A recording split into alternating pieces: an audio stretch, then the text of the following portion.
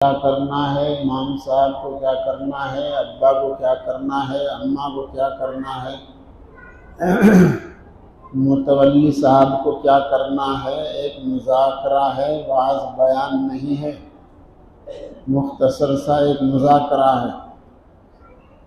हालात के पेश नज़र हज़रत थानवी रहमतुल्लाह अलैह ने फरमाया, दीन इस्लाम 5 चीज़ों के मजमूए का नाम है।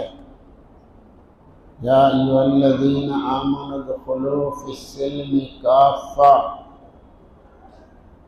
ऐ ईमान वालो मज़हब इस्लाम में पूरे पूरे दाखिल हो जाओ। मज़हब इस्लाम क्या चीज़ है? वो 5 चीज़ों के मजमूए का नाम है। अक़ाइद हक़्क़ा, आमाल सालिहा, हुस्न अख़लाक़, हुस्न माशरत और हुस्न मामलात। सबसे बुनियादी चीज़ वो अक़ाइद हक़्क़ा हैं। अगर तहक़ीक़ की जाए तो अक़ाइद बहुत ही ख़राब हो चुके हैं।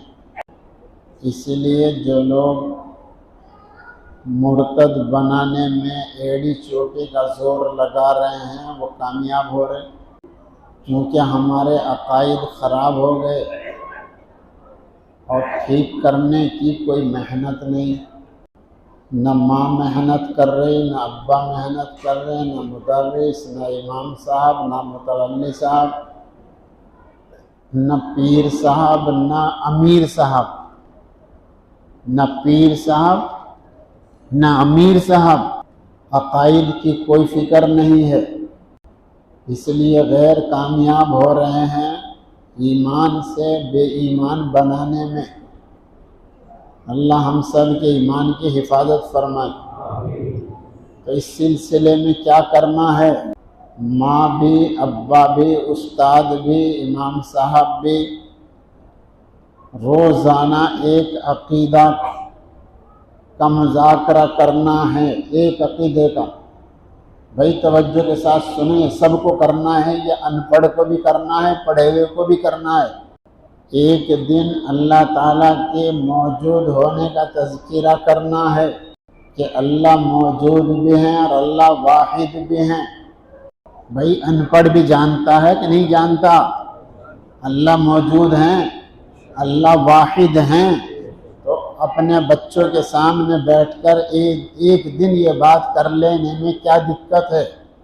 न वक्त लगता है, न कोई दिक्कत होती है। अनपढ़ भी ये अल्फाज बोल सकता है, ला इलाहा इल्लल्लाह वहदहु ला शरीक लह। हुज़ूर पाक सल्लल्लाहु अलैहि वसल्लम ने फरमाया, शिर्क न करना गो तेरे टुकड़े टुकड़े कर दिए गए।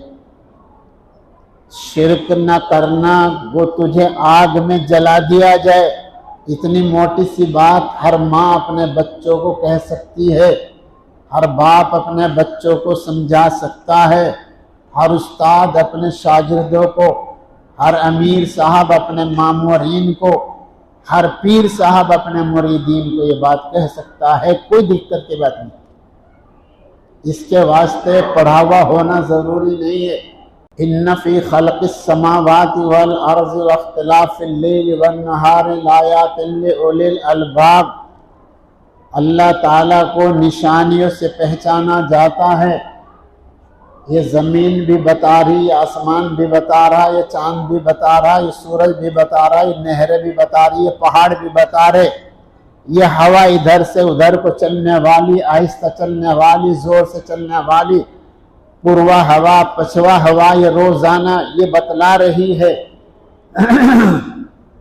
ये बादलों का आना, ये बादलों का ज़मीन आसमान के दरमियान में मुअल्लक़ होना, आसमान से पानी आना, पानी के ज़रिए फिर लहलहा जाना, मुर्दा ज़मीन में रूह पड़ जाना, ये सारी निशानियाँ अल्लाह को बतला रही है। ये अल्लाह के वजूद को बतला रही है, ये अल्लाह के वाहिद होने को बतला रही है, ये अल्लाह ताला के एक होने को बतला रही है। ये इतनी सी मोटी सी बात हर अनपढ़ से अनपढ़ भी अपने बच्चों के सामने कर सकता है। भाई ये पहाड़ अल्लाह ने बनाई, ये ज़मीन अल्लाह ने बनाई है, आसमान अल्लाह ने बनाया, रोज़ाना सूरज निकाल रहे, छुपा रहे हैं, ये अल्लाह ताला का काम है, ये किसी बादशाह का, दुनियावी बादशाह का काम नहीं है, ये सारे बादशाहों के बादशाह का काम है। इतनी मोटी सी बात रोजाना कर सकता है यार, या कम अज कम हफ्ते में एक दिन, और एक दिन फरिश्तों की बात कर ले। आमनतु बिल्लाहि व मलाइकतिही, जो फरिश्तों को नहीं मानता वो मुसलमान नहीं है, फरिश्तों का इनकार करे वो मुसलमान नहीं है। बिल्कुल मोटी सी बात है भाई, फरिश्ते एक नूरानी मखलूक है। इस तरह हमको अल्लाह पाक ने मिट्टी से बनाया है, अल्लाह पाक ने उनको नूर से बनाया है, वो नूरानी मखलूक है, न खाते हैं न पीते हैं। ला यासून अल्लाह मा अमरहुम व यफ़अलून मा युमरून। गुनाह तो गुनाह का ख्याल भी उनके दिल में नहीं आता। हजरत थानवी रहमतुल्लाह अलैह ने इस आयत शरीफा के सिलसिले में इरशाद फरमाया है, गुनाह तो गुनाह का ख्याल भी नहीं आता है फरिश्तों को। जिस काम पर लगा दिया है लगे हुए हैं। ये काहे की बात है? ये ईमान की बात है, ये एक अकीदे की बात है। एक दिन फरिश्तों का तज़किरा कर ले भाई, किरामन कातिबीन लिख रहे हैं, एक फरिश्ता दाएं कंधे पर एक बाएं पर है जी। जब नेकी करता है तो फरिश्ता लिख लेता है, जब बदी करता है तो दूसरा फरिश्ता उसको लिख देता है। मा यल्फिज़ मिन क़ौलिन इल्ला लदैहि रक़ीबुन अतीद। जो कुछ इंसान की ज़बान से निकल रहा है वो सब रिकॉर्ड हो रहा है, वो सब नोट हो रहा है, वो सब लिखा जा रहा है। इक़रा किताबक कफ़ा बिनफ़्सिकल यौमा अलैका हसीबा। सामने फाइल हो जाएगी आखिरत के अंदर, अपना अमाल नामा खुद पढ़ रहे, अपना फैसला कर ले तुझे कहाँ जाना। कोई छोटी बड़ी बात छूटेगी नहीं, सब उसमें लिखी हुई मिलेगी। जो आज नंगे नाच देख रहे हैं वो सब उसमें लिखा हुआ मिलेगा। जो सरों पर नाजायज बाल रख रहे हैं वो सब उसमें लिखा हुआ मिलेगा। जो हराम कपड़े पहन रहे हैं वो सब उसमें लिखा हुआ मिलेगा। जो दाढ़ी काट रहे हैं वो सब उसमें लिखा हुआ मिलेगा। जो घर में बेपर्दगी इख्तियार कर रहे हैं, रस्मी पर्दा हो रहा है, शरई पर्दा नहीं हो रहा, वो सब उसमें लिखा हुआ मिलेगा। जिसका चाहे फोटो खींच लो वो सब कुछ उसमें लिखा हुआ मिलेगा। जो शादियों में मंगनियों में जो वीडियो कैसेट तैयार हो रही वो सब उसमें लिखा हुआ होगा। जो बाह जोड़ी होकर जी जलसों के अंदर अपने फोटो खिंचवा रहे हैं वो सब वहां लिखा हुआ होगा। वो सब आमान नामा सामने हो जाएगा। ये फरिश्ते उसको लिख रहे हैं, हर आदमी का लिख रहे हैं, हर आदमी का चिट्ठा तैयार हो रहा है। एक दिन ये फरिश्तों की बात कर ले, आमनतु बिल्लाहि व मलाइकतिही व रुसुलिही। एक दिन अंबिया अलैहिस्सलाम की बात कर ले। हमारा अकीदा है जितने अंबिया अलैहिस्सलाम अल्लाह पाक ने भेजे हैं सब बरहक हैं। सबसे पहले नबी, अरे भाई बोल तो पढ़ो, सैयदना हजरत आदम अलैहिस्सलाम, और सबसे आखिरी नबी, सबसे अफजल नबी सैयदुल अंबिया सल्लल्लाहु अलैहि वसल्लम। सारे फरिश्तों पर हमारा ईमान है। कितने हैं वो, ये हमारी जिम्मेदारी नहीं है। हम ये याद करें कितने अंबिया अलैहिस्सलाम हैं, ये हमारी जिम्मेदारी नहीं दी है, ये हमारी जिम्मेदारी नहीं बनाई है। कितने फरिश्ते हैं ये हमारी जिम्मेदारी नहीं बनाई है। हमें तो बस ये कहा है कि ये अकीदा कर लो, जितने अंबिया अलैहिस्सलाम अल्लाह पाक ने भेजा है हम सबको मानते हैं। आमनतु बिल्लाहि व मलाइकतिही व कुतुबिही व रुसुलिही। आमनतु बिल्लाहि व मलाइकतिही व रुसुलिही व कुतुबिही। आसमानी किताब, जितनी आसमानी किताब आई है सब पर हमारा ईमान है, सब पर हमारा ईमान है। सबसे आखिरी किताब और सबसे अफजल किताब वो कुरान पाक है। ये उम्मत की रौनक है, मगर अफसोस अब मोबाइल पर रौनक बना रखा है। पूरी रात नेट चलता है, फजर की नमाज में पढ़ के सो जाते हैं। कुरान पाक को 1 घंटा चलाने के लिए तैयार नहीं, नेट को 10 घंटे 15 घंटे चला रहे हैं। क्या बनेगा उम्मत का, क्या बनेगा बच्चों का, कुछ फिक्र नहीं है। कुल्लुकुम राय व कुल्लुकुम मसऊल रइयतिही। तुम में से हर एक जिम्मेदार है, हर एक से उसके मातहत के मुताबिक सवाल होगी, गिरफ्त होगी, आखिरत के अंदर पकड़ होगी। अपने बच्चों को मुसलमान क्यों नहीं बनाया? बाल देखो वो गैर मुस्लिम वाले, कपड़े देखे वो गैर मुस्लिम वाले, मंगनी और शादियां देखो वो गैर मुस्लिम के तरीके पर। वहां आखिरत में पकड़ होगी इन जिम्मेदारों की, अब्बा की भी अम्मा की भी आखिरत में पकड़ होगी। अभी एक मुफ्ती साहब ने शादी की है, बारात में कितने आदमी थे? 8 आदमी। कितने थे? और वलीमे में थे 30 आदमी। घर के और बाहर के कितने?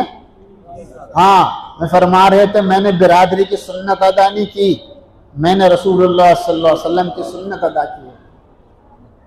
ना उनकी नाक कटी है, ना उनको बिरादरी ने निकाला है, ठीक काम कर रहे हैं, उनका चेहरा भी ठीक है, नाक भी ठीक है, उनकी मंगनी भी ठीक हो गई, उनकी शादी भी ठीक हो गई, सब कुछ ठीक हो गया।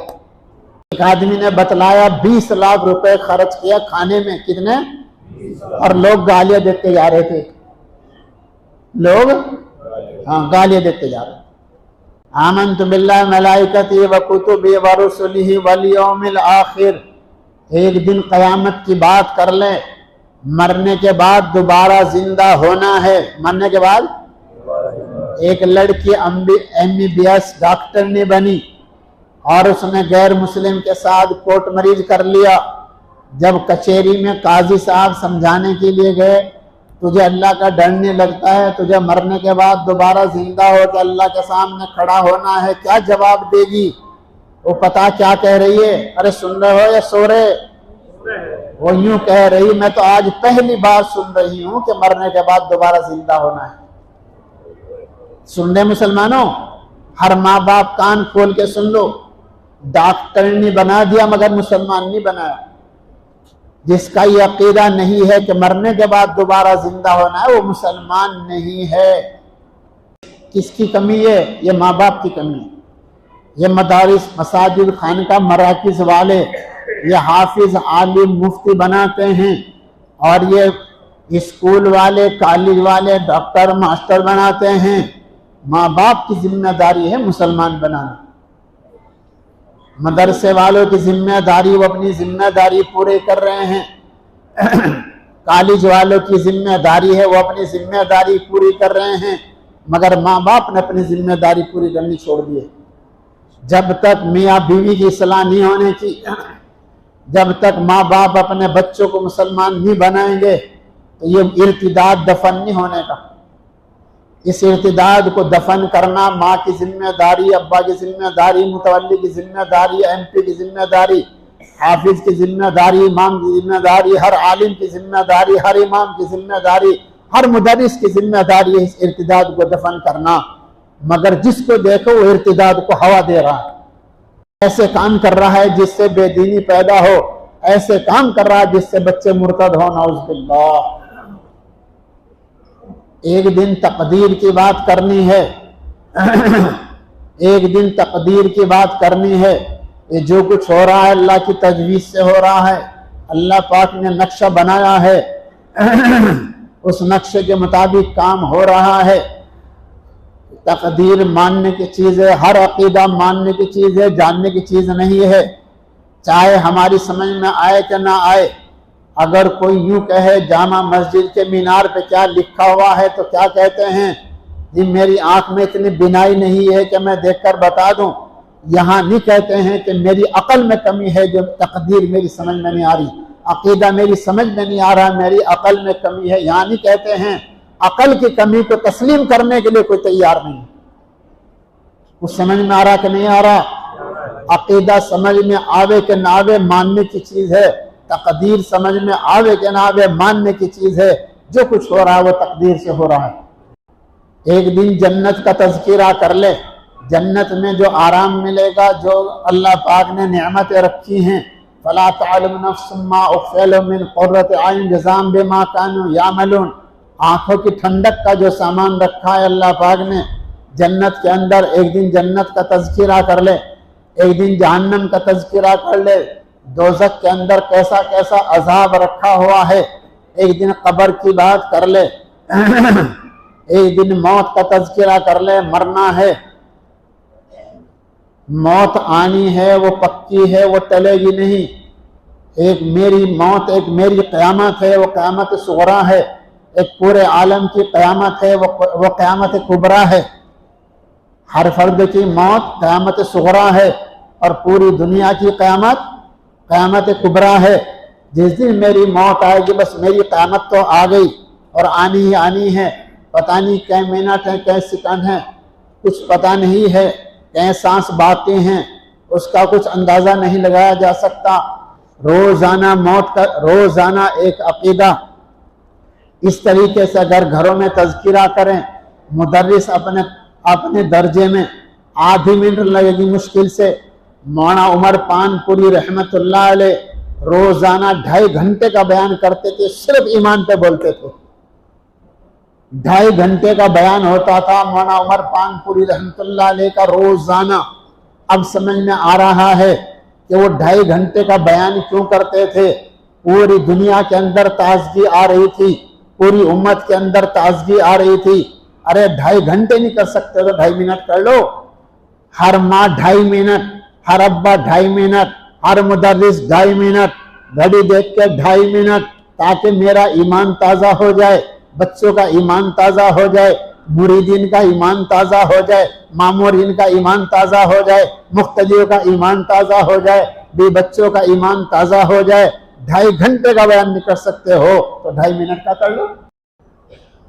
जब ईमान में ताजगी नहीं आ रही है, इसलिए चारों तरफ से ईमान से निकलने की खबरें हैं, चारों तरफ से इर्तिदाद की खबरें हैं और रोजाना नए से नए फितना है, नए से नए। तुमने शकील बिन हनीफ का भी फितना सुना होगा।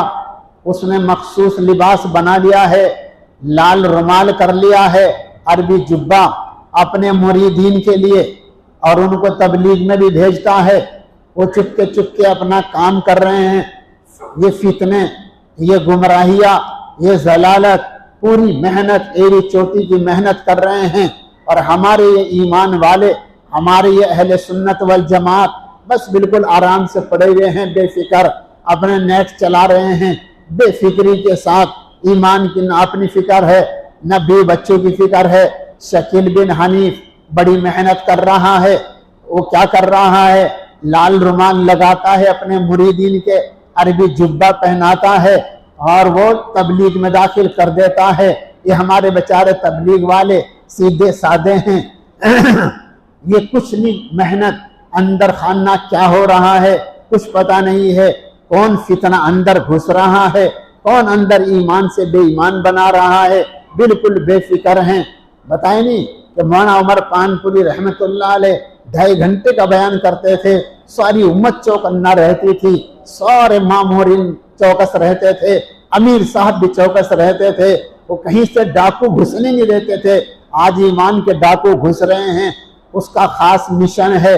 उलमा की ना सुनियो, शकील बिन हनीफ क्या कह रहा, जो अकायद को खराब कर रहा है, जो मुर्तद बना रहा है, जो मुर्तद बनाने की मशीन है, बस वो चुपके से अपने आदमी दाखिल कर देता है और वो चुपके चुपके अपनी मेहनत, जो अकायद गलत हैं उन अकायद को घुसा रहा है और हम बिल्कुल बेफिक्र हैं। और यही नहीं, अभी एक जगह जाना हुआ, वहां पता चला रब्बुल अरबाब खड़ा हो गया, सारे रबों का रब आ गया। अब ऐसा फितना शुरू हो गया है, जो रब, अब तक कितने रब आए हैं, आइंदा कितने रब आएंगे, उन सब का रब तैयार हो चुका है। नए से नए फितना रोजाना मुहज्जब अंदाज में, ऐसे ढंग से, कुछ तो आलमी पैमाने पर, कुछ तो आलमी पैमाने पर मोबाइल के जरिए, नेट के जरिए इर्तिदाद की मेहनत हो रही है। कुछ मुहज्जब अंदाज में और कुछ लालच में जा रहे हैं, कुछ बिक रहे हैं, कुछ दब रहे हैं। कहीं कहीं दब जाते हैं, कहीं बिक जाते हैं, कहीं डर जाते हैं और अपने ईमान को छोड़ देते हैं। और हमारे नबी सल्लल्लाहु अलैहि वसल्लम ने उम्मत की जहन साजी की थी, जी शिरक न करना, वो तुझे जला दिया जाए, शिरक न करना, वो तेरे टुकड़े टुकड़े कर दिए जाए, ये तालीम दी थी उम्मत को। और आज हमारा हाल ये है, दवाई के बहाने बिक जाते हैं, गल्ले के बहाने बिक जाते हैं, आज हमारा हाल ये है जी, जरा सी कहीं से मुलाजमत मिलने की फिक्र हो और कहीं सुराग लग रहा हो, डिग्रियों के चक्कर में हमारी बच्चियां जो मुर्तद हो रही हैं, हमारे बच्चे मुर्तद हो रहे हैं। सरकारी मुलाजमत को रब समझ लिया है, रब को छोड़ दिया है। अल्हम्दुलिल्लाहि रब्बिल आलमीन। सबसे पहला अकीदा और सबसे पहली आयत, सबसे पहली सूरत की सबसे पहली आयत में यही बात बतलाई है, रब अल्लाह है।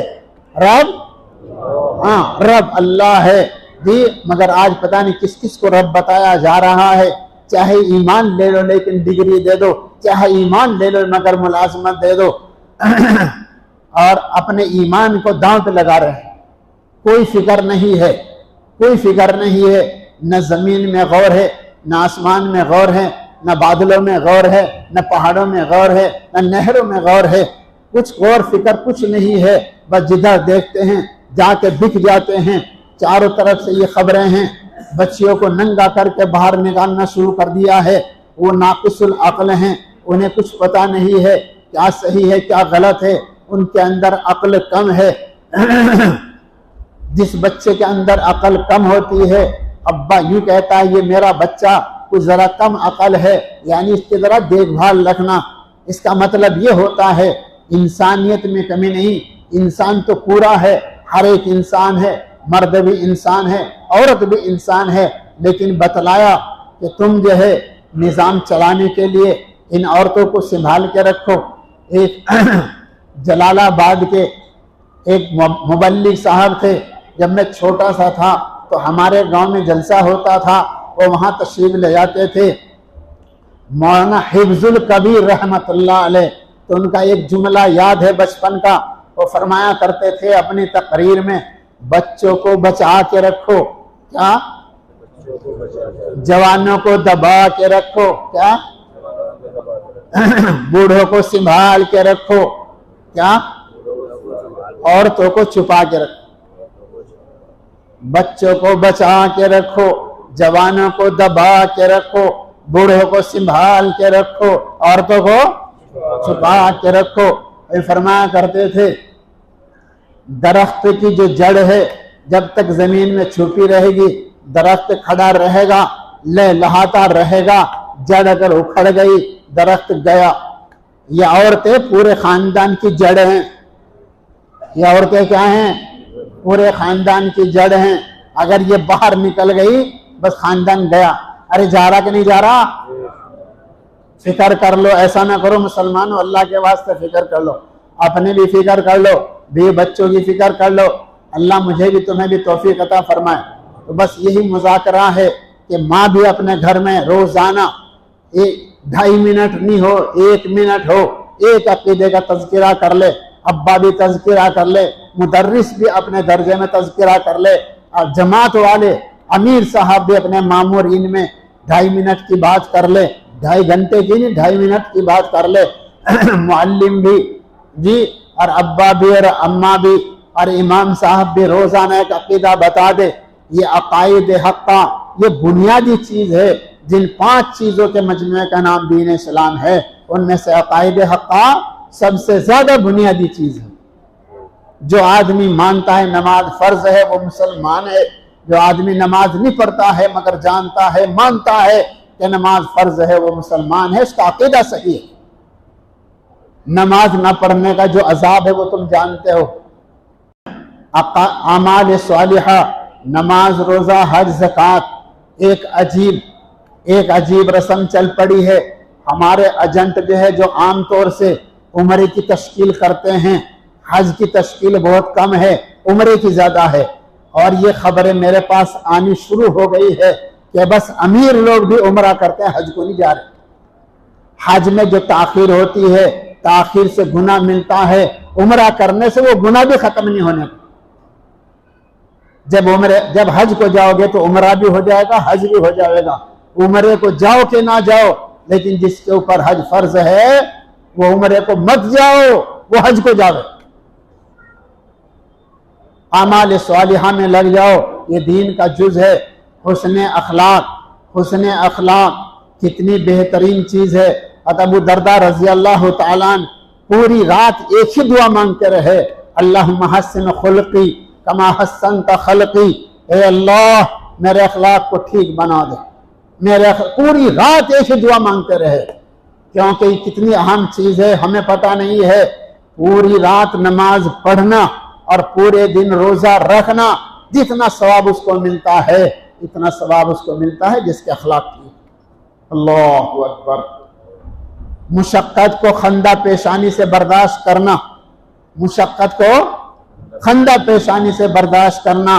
मंगने वाले जो सुन्नत के मुताबिक रिश्ता कर रहा है, जो सुन्नत के मुताबिक निकाह कर रहा है, चारों तरफ से बौछार है तानों की, सारी मुशक्कत को खंदा पेशानी से बर्दाश्त कर रहा है, क्या सवाब मिलेगा?